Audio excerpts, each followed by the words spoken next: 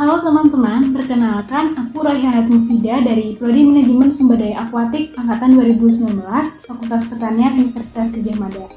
Pada video kali ini, saya akan membagikan informasi tentang praktikum acara 3 ikan karang, tentang bagaimana pengambilan datanya, alat bahan apa saja yang dibutuhkan, serta informasi sedikit mengenai ikan karang. Bagaimana itu? Selamat menyaksikan! Alat dan bahan yang diperlukan dalam pelaksanaan acara 3 adalah yang pertama set scuba. Set scuba terdiri atas yang pertama adalah masker. Kali ini di-unlockkan dengan kacamata, kemudian snorkel, kemudian ada fins.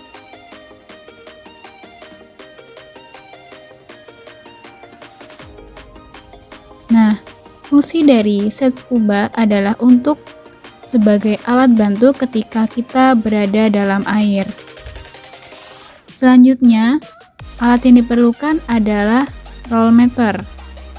Roll meter berfungsi sebagai garis transek. Kemudian ada juga kita memerlukan GPS.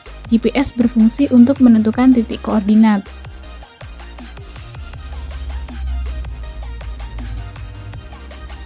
Berikutnya adalah underwater camera. Underwater camera ini berfungsi sebagai alat dokumentasi ketika kita menemukan ikan karang.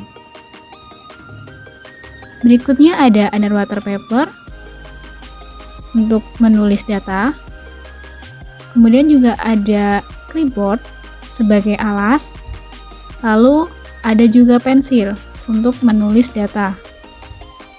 Berikutnya kita juga memerlukan botol sampel dengan kapasitas sebesar 330 ml dengan fungsi untuk wadah sampel air.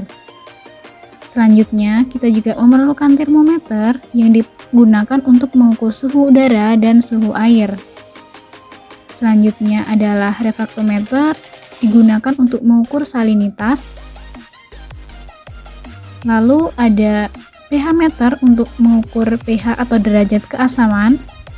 Kemudian terakhir adalah lembar identifikasi untuk memudahkan kita dalam mengidentifikasi ikan karang yang ditemukan.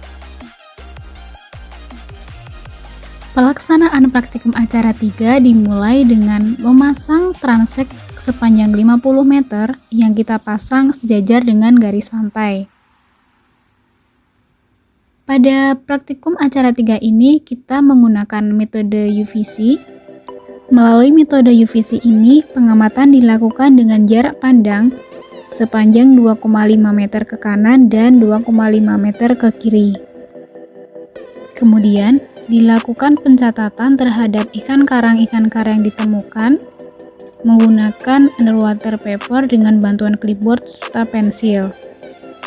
Setelah dicatat, kemudian ikan karang diidentifikasi dengan bantuan lebar identifikasi.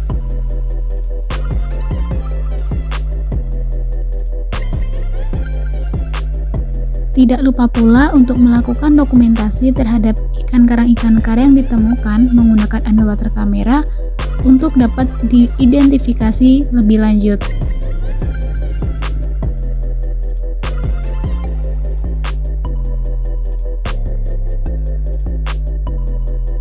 Langkah selanjutnya adalah menentukan titik koordinat lokasi pengamatan dengan bantuan GPS, kemudian hasilnya dicatat. Berikutnya adalah kita akan mengukur suhu air dan juga suhu udara menggunakan bantuan termometer.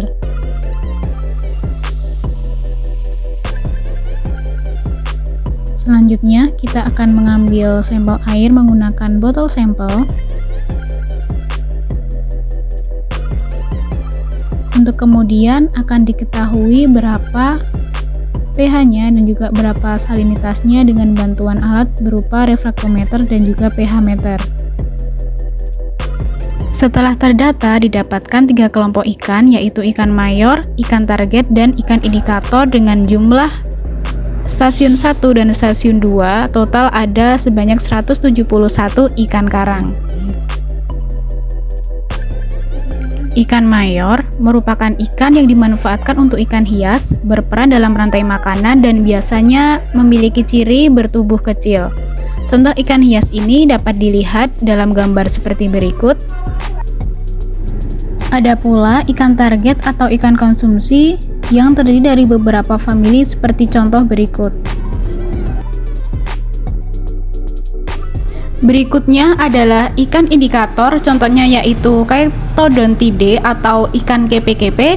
Fungsi dari ikan ini adalah digunakan sebagai indikator kesehatan terumbu karang. Manfaat ikan karang bagi lingkungan, salah satunya adalah sebagai indikator untuk mengetahui kondisi terumbu karang.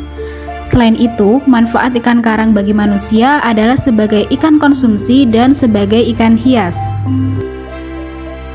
Sekian video acara 3 tentang ikan karang. Terima kasih telah menyaksikan.